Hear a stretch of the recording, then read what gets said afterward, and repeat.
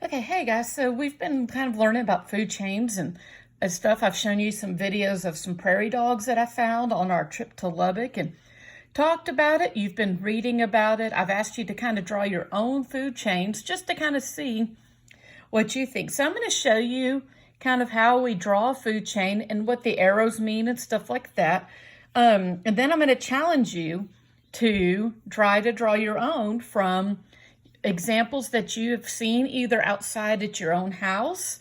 Maybe you've gone to some parks and you can see some. Maybe you've watched some TV shows and stuff like that, and you can see some examples there. So we've talked about at the beginning of a food chain, we need energy. Really, food chains talks about the direction of energy or the flow of energy. I'm going to put flow down here because really we're talking about the flow of energy and how we get energy and how animals and plants get energy.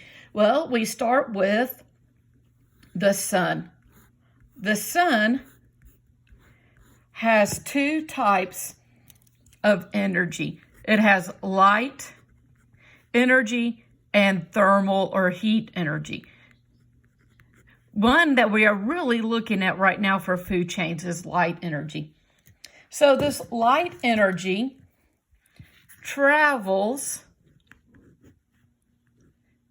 to some kind of plant. I'm going to draw grass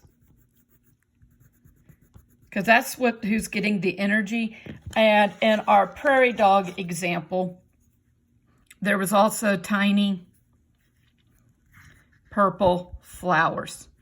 So the sun is giving energy too. So the arrows in a food chain always show the direction of energy. So the light energy from the sun gives energy too. I always label my arrows to remind myself that we're following the path of energy. It's not about what eats what, it is traveling with energy. So then we have a prairie dog that's going to come around and eat grass. The grass is giving energy to the prairie dog. I will try to draw my best prairie dog. And remember, they have those long nails. They have those big hind legs. They have a tiny tail and tiny little ears. So we have our grass. I'm going to label just in case. Grass or flower. Flowers, whatever the sun is going to give energy to. So the grass, any kind of plant, makes food, makes its own food. He gets the energy to make food from the sun. So the sun's giving energy to the grass. These are called producers. Producers make their own food. They produce it or they make their own food. That's what produce means, to make. When you go to the grocery store, sometimes you might go to the produce section. The produce section is your fresh fruit and fresh vegetables. So that's why they are called producers. That's why that section's probably could be called the produce aisle or the produce section. So we have producers. Now the prairie dog is going to consume or eat the grass. He is a consumer because he does not make his own food. He has to consume or eat that one. So what do we need to label this arrow? So the sun gives energy to the grass. The grass makes the food. There's energy in this grass. Then the prairie dog eats the grass. And so the grass gives energy to the prairie dog. I'm going to show you an abbreviation after this one that you can use. I want you to write it out the first 2 times. So the prairie dog is eating. He's getting grass. He is a herbivore. That means or she, it only eats plants, okay? Herbivores. The other one that you could put here is something called, and I'm going to put herbivores plant. And I wrote him in green so you can help remember it. Another option would be to find an omnivore. An omnivore eats plants and animals. Okay? So, one of the things that if we're at school, one of the activities that I do, they have is a mouse.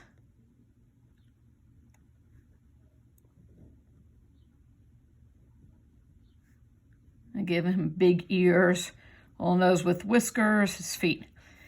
Now, how is a mouse an omnivore? Well, a mouse also eats grasshoppers and stuff, so that's how he ends up being an omnivore, is that way. So that's an example. We're not going to use him in this, but you could put an omnivore here. We're going to leave our prairie dog, who is a herbivore. He only eats plants. Then, now comes a, let's see, we'll use brown again, a hawk. And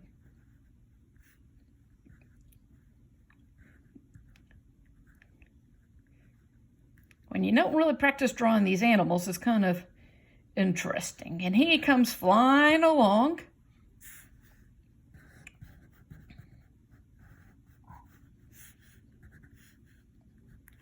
And I'm definitely going to label this hawk. It could be an eagle, whatever. He's going to eat the prairie dog. Now, sometimes we want to draw the arrows like the hawk eats the prairie dog. But what does a food chain show? The direction of energy or the flow of energy. So, when he eats the prairie dog is going to give energy to. I usually abbreviate that. GE2 gives energy to. He's going to give energy to the hawk. So this is your basic food chain. You always want to check some things when you make them. You're doing the flow of energy. So you draw the arrows pointing in the directions that the energy is going. So the sun gives energy to the grass. The grass gives energy to the prairie dog. And the prairie dog gives energy to the hawk. The hawk is a consumer. He cannot make his own food to get energy. He has to go and find energy. And so he is a consumer. He is also a carnivore. And that means he eats meat. Okay? He's a meat eater. So I'm going to challenge you. There's your answer to the prairie dog. I want to challenge you to go outside and see what examples of food chains can you find in your backyard.